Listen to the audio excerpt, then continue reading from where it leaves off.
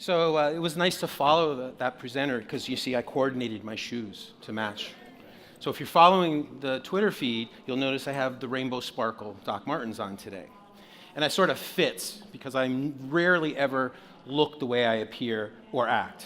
And impressions are a big part of it. So when they asked about doing the mentor program today, I thought, oh, perfect.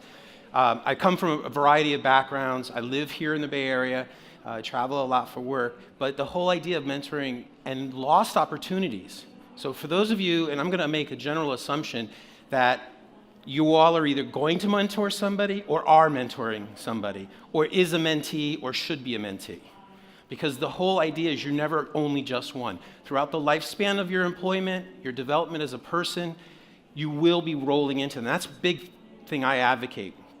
What I'm going to talk about today, though, is the idea of faces of mentorship and lost opportunities. One of the nice things about mentoring someone or being mentored is the ability to fail.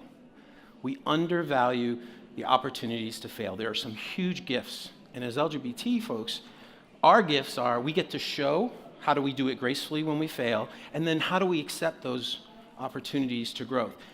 In my part of my regular world, I often am the only gay at the table. I own that. I took the job specifically for that because I get to talk. I have to say, my regular job, I talk a lot about sex every day. So I'm like an HR nightmare in traditional business, but I went to school for technology. I went to school to code. Matter of fact, your first presenter and I were comparing COBOL disasters. I've moved into a different realm these days, and a big part of it is we never want to lose the opportunity to try something. Or because of a label, because of what we've labeled somebody or we've self-labeled, lose an opportunity to grow. So we look at the faces of mentorship, and upper left-hand corner is my friend Lewis, and you're going to meet Lewis because I'm going to tell you two stories about two opportunities. One of them is, I think, a great memory for me. The second one was an almost fail. And I figured there's no greater way I could share you today. By now you've gotten all sorts of data and examples and codes. I'm just going to tell you my stories of what could have happened. The two quotes in blue are real quotes. Those are real quotes from folks. And the big piece about this is you have to be authentic to yourself, who you are. So when you go into the workplace, it's very hard to maintain some other. If I have to wear a suit every day and a tie and take my earrings out, I can do it for a week, a month. But after a while, I don't feel comfortable. Now, I did acquiesce. Somewhere around my 40s, I agreed to take out my tongue piercing and my labret piercing. And when I'm in DC, I wore my shirts, folded down so the tattoos don't show, just as a sign of respect, not because anybody asked. And that's one of the things I think we often struggle with. We fight so hard to be unique and to be accepted, we don't know when to step back because we have to be part of. Sometimes you have to just be part of your workforce environment. You don't have to stand out.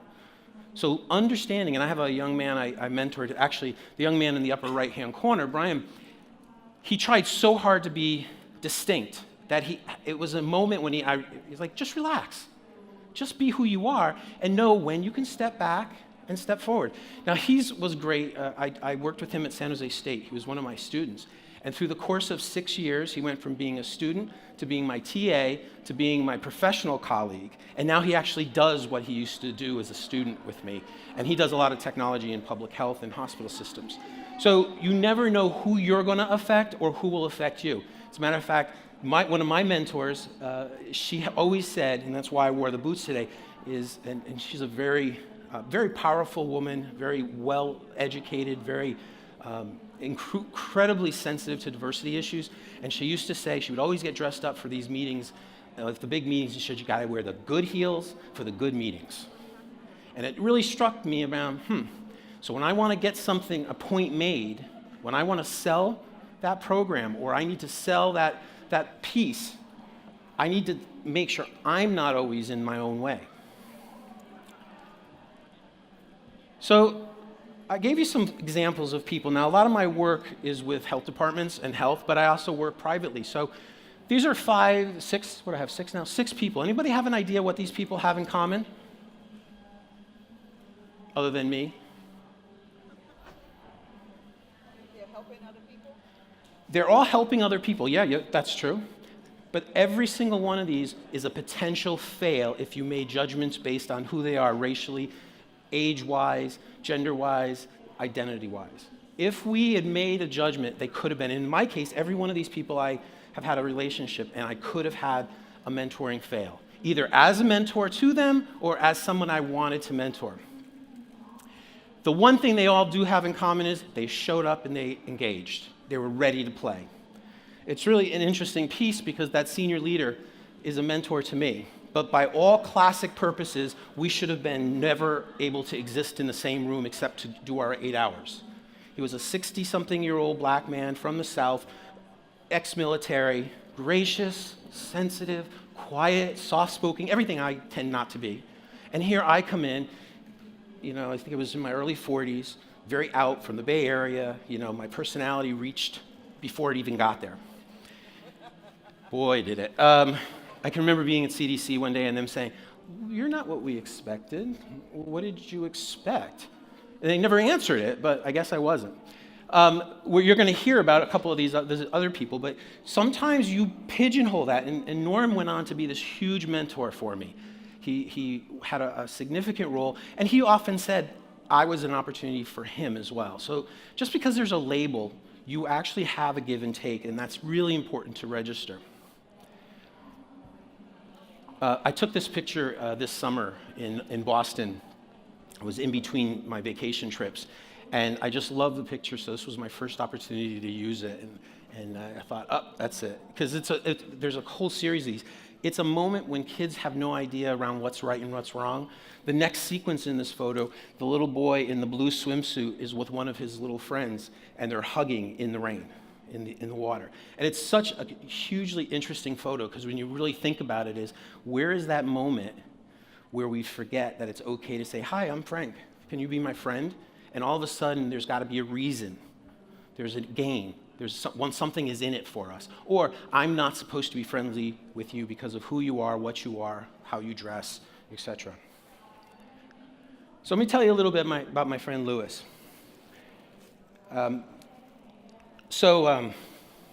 Lewis and I met. He called me one day, and I was running some support groups. And Lewis worked for one of the public utilities doing some administrative tech stuff, and he was unhappy. Now, Lewis was this vivacious, young, Asian descent young man.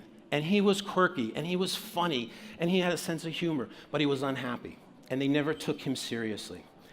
So in the course of our time together, there was like, well, what do you want to do? I want to work in films. I want to be a publicist. So we started trying to figure out. And over the course of 5 years, we became friends. And it was really interesting because he was 18 years younger than me. And it was fun to see things through his eyes. He had to step up, and he had to often be different, but he never lost the quality of who he was.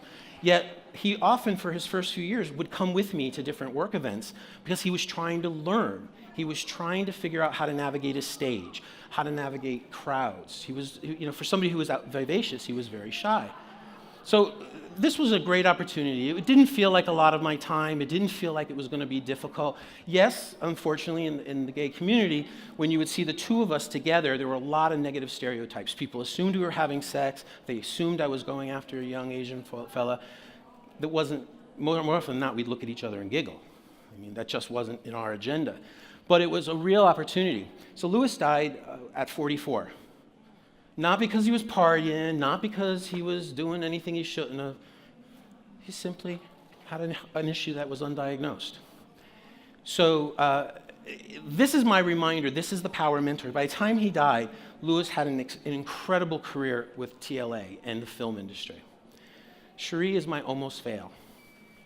When I met Cherie, she was friendly. She's part of a team that I work with, but I always kept her at a distance. She was everything I'm not. She has a strong religious faith. She was a missionary, a woman of color, comes from Texas.